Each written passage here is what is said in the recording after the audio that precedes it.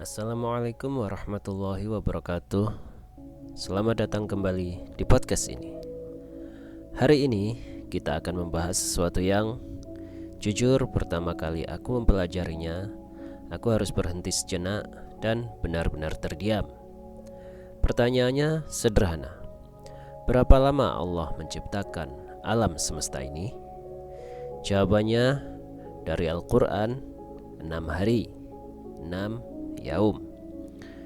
Tapi sains modern bilang alam semesta berusia 13,8 miliar tahun.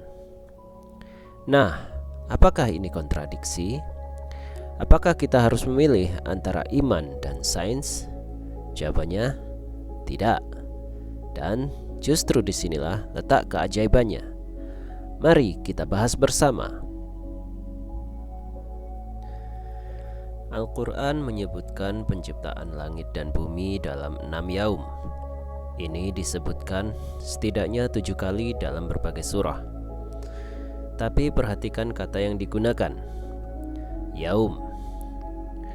Dalam bahasa Arab, yaum memang bisa berarti hari dalam artian 24 jam. Tapi yaum juga bisa berarti era, periode, atau kurun waktu, tergantung konteksnya.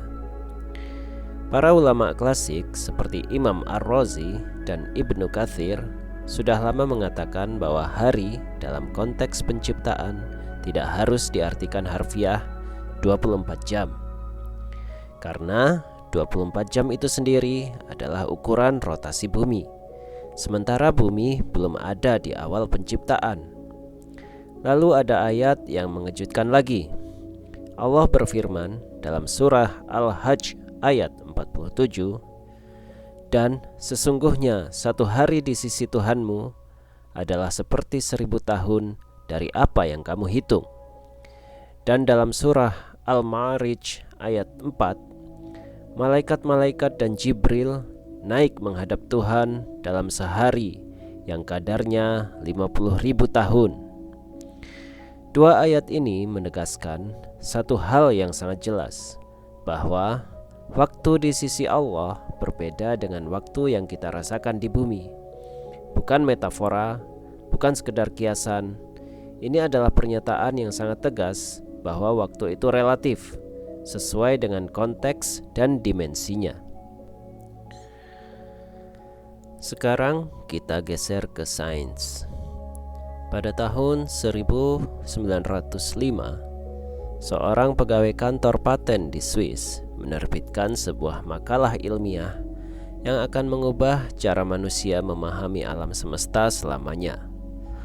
Namanya Albert Einstein, dan makalahnya memperkenalkan teori relativitas.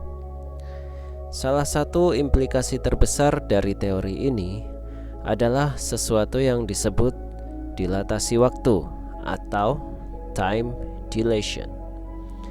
Intinya begini, waktu tidak berjalan sama di semua tempat. Ada dua faktor yang membuat waktu melambat.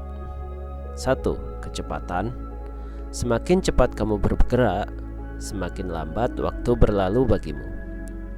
Dua, gravitasi. Semakin kuat gravitasi di sekitarmu, semakin lambat waktu berjalan. Ini bukan teori di atas kertas saja. Ini sudah terbukti dan diukur. Contoh paling nyata, jam di satelit GPS yang mengorbit bumi bergerak lebih cepat daripada jam di permukaan bumi, karena gravitasi di orbit lebih lemah. Bedanya kecil, hanya 38 mikrodetik per hari. Tapi cukup besar untuk membuat GPS menjadi tidak akurat kalau tidak dikoreksi setiap harinya. Sekarang bayangkan ini. Di awal penciptaan, saat Big Bang baru terjadi, kondisi alam semesta sangat tidak sama dengan sekarang. Suhunya mencapai 10 pangkat 32 Kelvin. Gravitasinya tidak terbatas di titik singularitas. Ruang dan waktu masih dalam kondisi yang sama sekali berbeda dari yang kita kenal.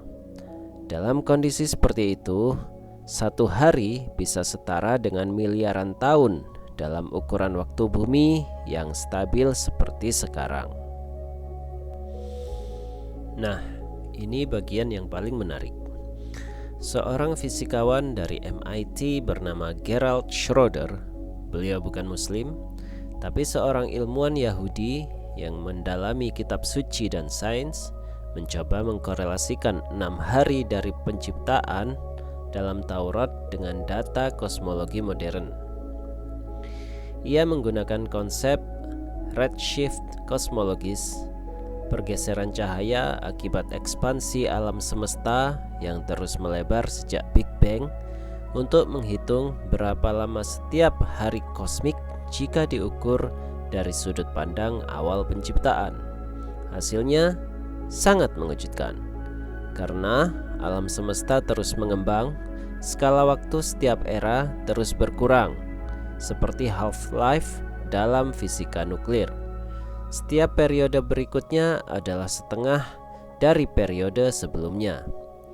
Mari kita lihat korelasi tiap yaum. Yaum pertama dalam ukuran waktu kosmik awal setara dengan sekitar 8 miliar tahun bumi. Di era ini, Big Bang terjadi. Materi pertama terbentuk, bintang-bintang pertama mulai bersinar. Yaum kedua, sekitar 4 miliar tahun. Galaksi-galaksi mulai terbentuk, termasuk galaksi Bima Sakti kita. Yaum ketiga, sekitar 2 miliar tahun. Tata surya terbentuk, planet bumi muncul, lautan pertama hadir.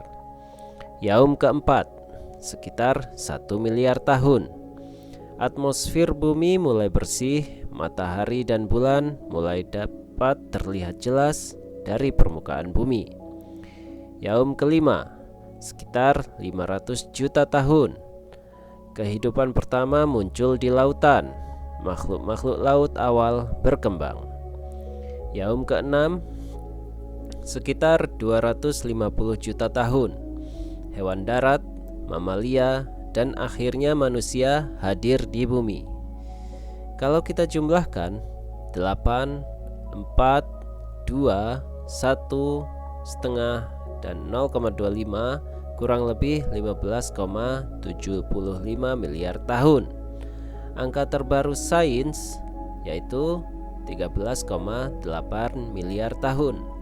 Tidak persis sama, tapi sangat mendekati, terutama mengingat masih ada margin ketidakpastian dalam pengukuran kosmologis. Dan yang lebih penting, urutannya nyaris identik dengan narasi Al-Quran dengan urutan kejadian kosmik dalam sains. Cahaya terlebih dahulu, lalu langit dan bumi terpisah, lalu air, lalu kehidupan, lalu manusia.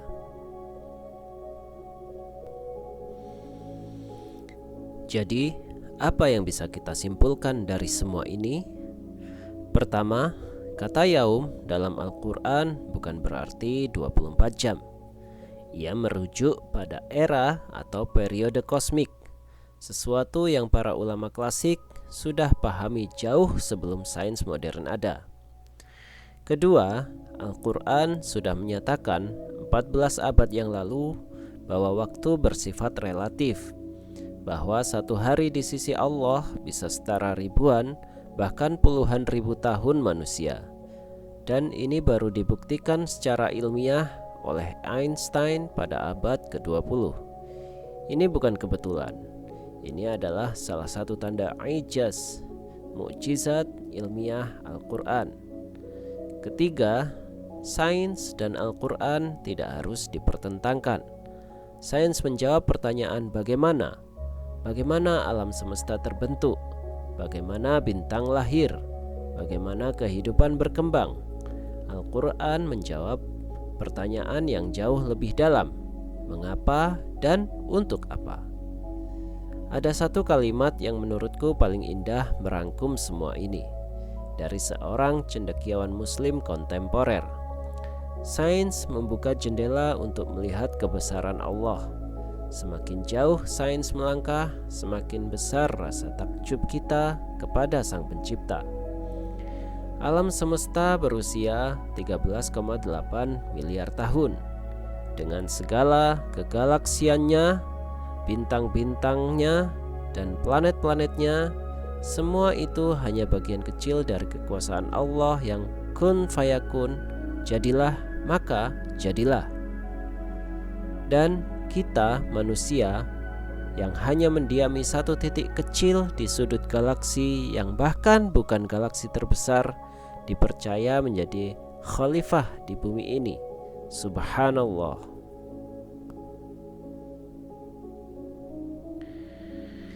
Demikian episode kali ini. Semoga pembahasan tentang waktu penciptaan ini tidak hanya menambah wawasan, tapi juga menambah keimanan kita, bahwa semakin kita mengenal alam semesta, semakin kita mengenal kebesaran Allah Subhanahu wa ta'ala. Sampai jumpa di episode berikutnya. Wassalamualaikum warahmatullahi wabarakatuh.